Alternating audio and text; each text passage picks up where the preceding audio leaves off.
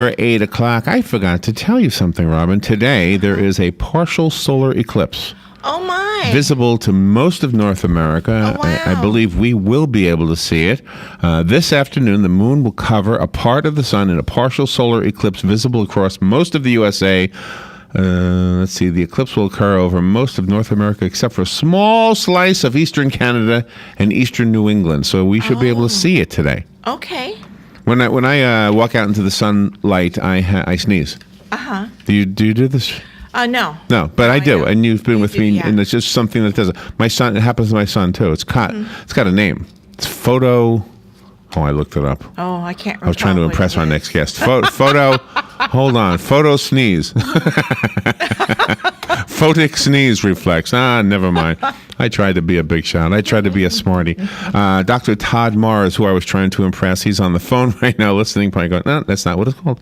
He's a specialist in the field of allergy and immunology. He's going to tell you how to manage nasal, outdoor, and indoor allergies. Good morning, Dr. Mahr. How are you?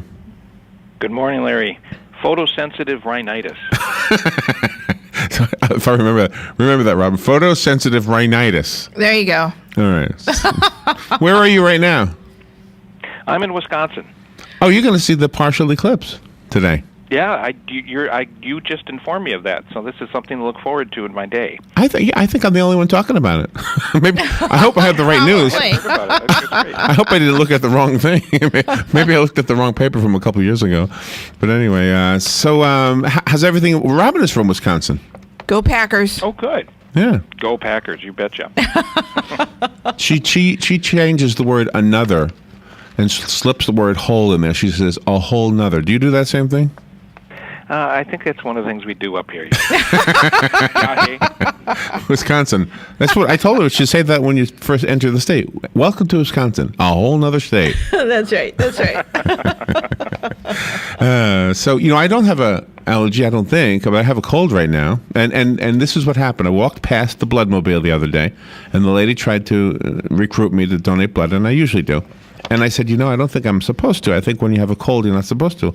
And she said, well, have you had it for more than 3 days? I said, yeah, I think 4 days now. Yeah. She said, well, then it's an allergy, not a cold. And I said, really? Well, I don't think I have any allergies. But no, you don't. Anyway, so tell me, what do we need? What is an outdoor versus indoor? Would that be from the indoor plants? Well, indoor is usually dust mites, mold, cats and dogs. And generally, I wouldn't get my medical advice from somebody that I walk by on the street. So I'd probably tell you that a lot of people ask that question, Larry, though. How do I tell it's a cold or an allergy? And some of the symptoms are the same. They're runny nose, sneezing, congestion. Allergies don't have a fever. They don't have body aches and pains. Typical cold lasts 7 to 10 days. Allergies, like fall allergies, can last 3 to 4 weeks. Oh, my depending goodness. on what you're allergic to. 3 to 4 weeks, okay. Yeah, and mine started with a sore throat. You don't get a sore throat with allergies, or do you?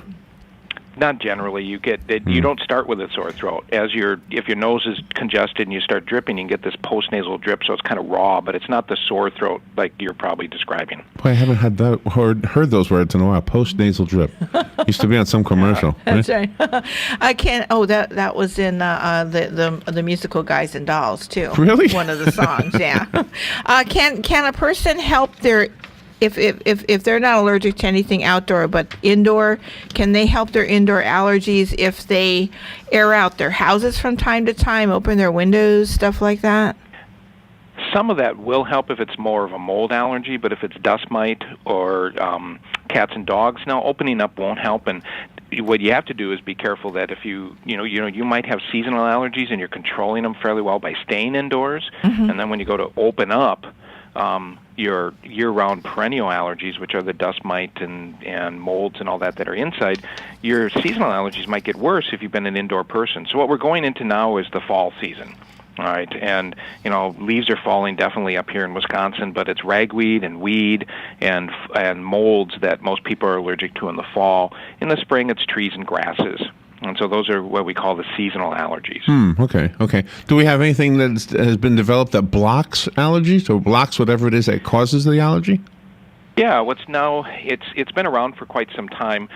What people have gone to the counter to get has usually been just antihistamines, and what they do is stop histamine after it's been released, so it's kind of after the fact. And now what's out, Nasacort Allergy, is an intranasal steroid, and it's available over the counter now, finally, for patients, so they don't have to actually go get a prescription for it like they used to. It's scent-free and alcohol-free, and it basically is a nasal spray, works for 24 hours, and it actually works at the cellular level to basically calm down that inflammatory response that leads to all of those symptoms that we talked about.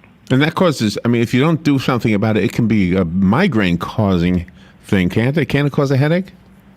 Yeah, allergic rhinitis for some people can cause headaches. It can trigger their migraines. They can lead into sinus infections. It can make their asthma worse. So, finding out if you have allergies, so maybe visiting an allergist to find out, yep, these are allergies and maybe what you're allergic to, then you can work out a treatment plan with your provider. Sometimes people are resistant to things that you squirt up your nose. Does Nasacort, can you get that in pill form too? No, there's no pill. Well, there is a pill form of steroids, but the problem is those have a lot of side effects because when you take a pill form of a steroid, it goes to every cell in your body. Oh. And then you're going to get into big side effect profiles. And that's why the topical steroids have been developed. So we have topical steroids for your nose, topical steroids for your lungs for asthma. Oh. So, yeah, some people freak out and say, well, I really don't want to squirt things up my nose. And what I do is say, where's your problems? Your problems are your nose. Mm-hmm. So let's directly treat that rather than treating your whole body for just your nose. Is there a right way and a wrong way? Okay, I get that.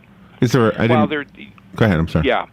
The right way is to straight up towards the eye on the same side. You're not pushing it all the way in to do a biopsy of your nose. You're just getting it in there so you can squirt.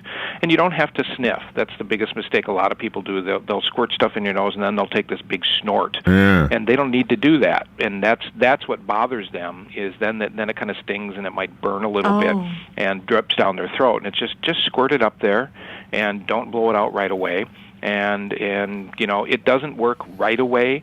These type of intranasal steroids, we usually say, hey, they'll work within about a week. And so actually Nasacort has come out and said, we're going to do a 1-week challenge. So we got to do a 7-day challenge, and they can register for the challenge at nasacort.com and basically get their money back if they're not better. Really? But this wouldn't work for a cold, like the congestion you get with the cold, this would not work for that? No. Okay. No, and generally not, and that's why understanding what's a cold and not a cold will help. But this really won't do much for a cold. You know that thing people use where they pour water through their nose? What is like a teapot or something? Neti pot. What do you think of that? Nasal saline. Good idea. That works great. I try and get my patients to do that if they can, if they're chronic congestion. So I do twofold. I basically say, hey, go pick up a neti pot or something, you squirt, irrigate your nose out just like you'd wash your hands off. If they're dirty, so you're washing all that mucus and junk out. And then what you want to do is you want to put something like Nasacort up there, just like you put a steroid cream on a rash. You're going to put Nasacort up your nose, and that twofold action plan really works well for a lot of people. What is the minimum age that Nasacort can be used by? So Nasacort's approved down to age 2.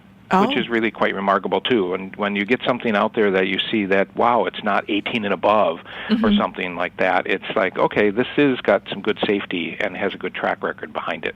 So the website that our listeners need to have, because we're running out of time, I want to make sure they can get the information, is nasacort.com, and that's spelled like NASA, right? C-O-R-T. Yep, NASA. Yep, you got it. NASA. We call it NASA, but it's NASA. It's nasacort.com, and they can register for that 24-hour or the 7-day challenge. There'll be coupons available on that and everything else. But this is new. This is novel from the standpoint of what can you get over the counter. So that's why it's exciting for people. All right. Well, the gentleman we speak to, I was going to say the guy, the gentleman we speak to at 805, he often has allergies. He calls in. He in fact is from the blood bank. He promotes that.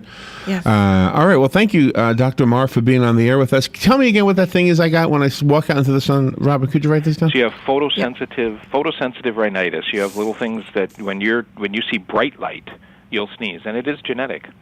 That's why my son. That's why my son has it. Photosensitive rhinitis. Right, I wrote it down. Like a rhinoceros, rhinitis. That's right, All right. rhinitis. Remember that joke from Seinfeld? Why do they call it rhinoplasty? Yeah, rhinoplasty. Remember that joke? All right, don't forget there's an eclipse today, Doctor. All right, I'm going to go look for it. A solar eclipse, partial solar eclipse. Dr. Todd Mahr, thank you so much. The website again, nasacort.com, NASACORT.com. Take the challenge, and it sounds like it'll really be a big relief for a lot of people who suffer from allergies. If you've got allergies, this is what you want to go for. All right. Thank you, Doctor. Thank you. All right, we'll be right back. Do you have areas that have started sagging or drooping? Is what you're looking at not quite the same as it was years ago? Are there enhancements you've been putting off? Is there serious damage you need fixed? Then call on us. Damage Control